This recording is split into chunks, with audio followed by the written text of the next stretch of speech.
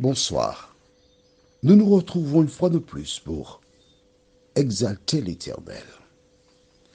Nous verrons, j'attirerai tous les hommes. Juste avant, prions. Notre Seigneur et notre Dieu, nous revenons encore ce soir vers toi. Merci pour la journée. Et tandis que nous prendrons le temps pour lire l'Écriture, cet Esprit soit notre instructeur. Et de nous lâcher prise, nous t'en prions. Au nom de Jésus, pour ta gloire éternelle. Amen. Je t'avais promis une référencière. Écris dans ton cahier, Matthieu chapitre 7, versets 13 et 14. Matthieu chapitre 7, versets 13 et 14. Et tu vas écouter attentivement. Et je me répète, tu vas lire. Tu vois, je prends le temps, c'est pour que tu aies le temps de chercher et de trouver Matthieu 7, versets 13 et 14. Parce que je ne veux pas que tu m'écoutes. Je veux que tu lises dans la parole, sous l'influence du Saint-Esprit, afin que cela devienne une révélation pour toi. Voilà pourquoi. Là, tu as trouvé Matthieu, c'est le premier livre du Nouveau Testament. Alors, je me répète, il est bon d'écouter l'audio au moins, je dis bien 2 fois. Et tu verras que chaque fois que tu écouteras, l'idéal c'est 3, hein, mais bon, écoute, bon. Tu verras chaque fois que tu écouteras, tu découvriras des choses nouvelles que tu n'avais pas vues. Que dit Matthieu 7, 13 et 14? Entrez par la porte étroite, car large est la porte, spacieux est le chemin qui mène à la perdition, et il y en a beaucoup qui entrent par là. Mais étroite est la porte, resserrez le chemin qui mène à la vie. Et il y en a peu qui les trouvent. Tu te rappelles, hier, nous avons lu dans Luc 12, 32, ne crains point, petit troupeau, car votre Père a jugé bon de vous donner le royaume. Aujourd'hui, tu vois encore, il y en a peu qui les trouvent. Large est le chemin. Tu comprends pourquoi il y avait 450 prophètes de Baal et un seul petit prophète pour l'Éternel? Rappelle-toi, nous avons lu Luc 12, 32. Aujourd'hui, tu lis Matthieu 7, 13 et 14. Assieds-toi, tranquillement.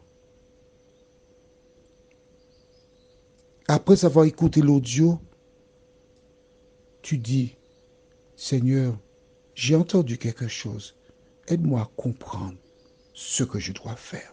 Tu relis ces 2 versets-là, Luc 12, 32, Matthieu 7, 13 et 14. Ces 2 références, tu les lis. Ne te bats pas avec Dieu. Tu as vu, la Bible te dit c'est un petit troupeau. Si tu es d'un grand troupeau, ce n'est pas vox populi, vox dei, la voix de Dieu, c'est la voix du peuple. Non, c'est la voix de la perdition. Aujourd'hui, nous lisons dans 1 Roi 18, versets 31 à 35. Il prit 12 pierres, d'après le nombre des tribus des fils de Jacob, auxquels l'Éternel avait dit, Israël sera ton nom. Et il bâtit avec ces pierres un autel au nom de l'Éternel. Il fit autour de l'autel un fossé de la capacité de 2 mesures de semences. Il arrangea le bois, coupa le taureau par morceaux et le plaça sur le bois. Puis il dit, remplissez d'eau 4 cruches et versez-les sur l'holocauste et sur le bois. Il dit, faites-le une seconde fois. Et ils le firent une seconde fois. Il dit, faites-le une troisième fois. Et ils le firent une troisième fois. L'eau coula autour de l'autel et l'on remplit aussi d'eau le fossé. Alors, je t'explique. Premièrement, tu vois au verset 31, il prit 12 pierres.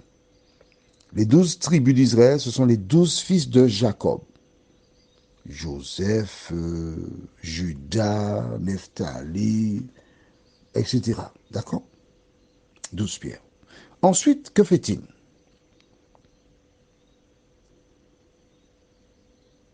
Il fait verser de l'eau sur le bois. D'accord? Le taureau est placé. Et par-dessus le taureau, on verse de l'eau. Combien de fois? Verset 34. 4 cruches d'eau, 3 fois. 3 fois 4 fois combien? 12.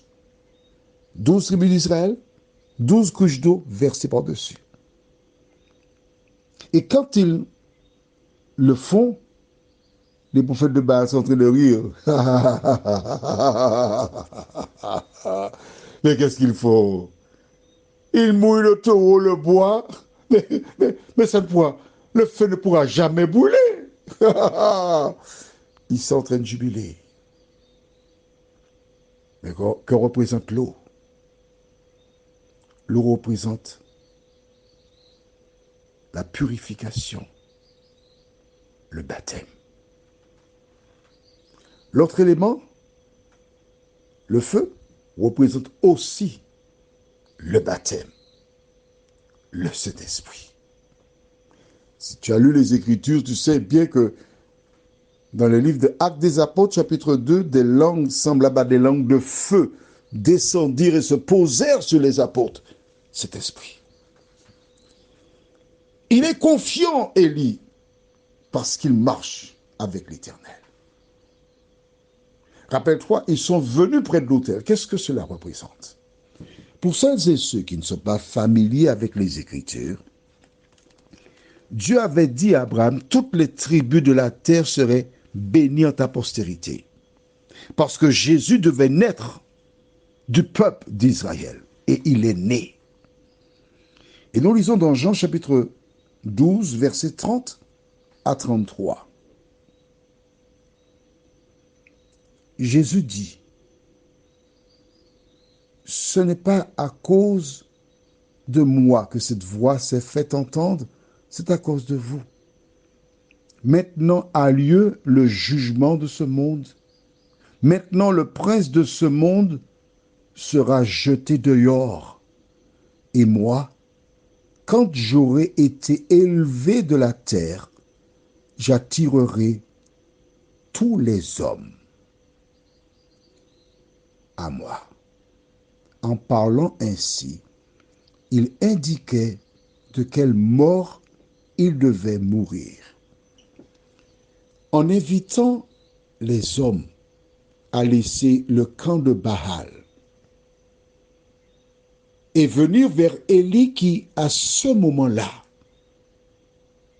représentait Jésus le libérateur. Je dis bien représentait.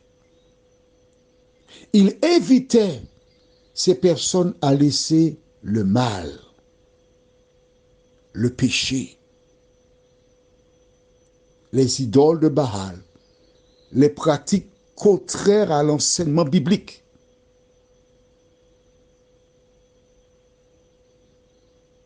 Et d'écouter le libérateur.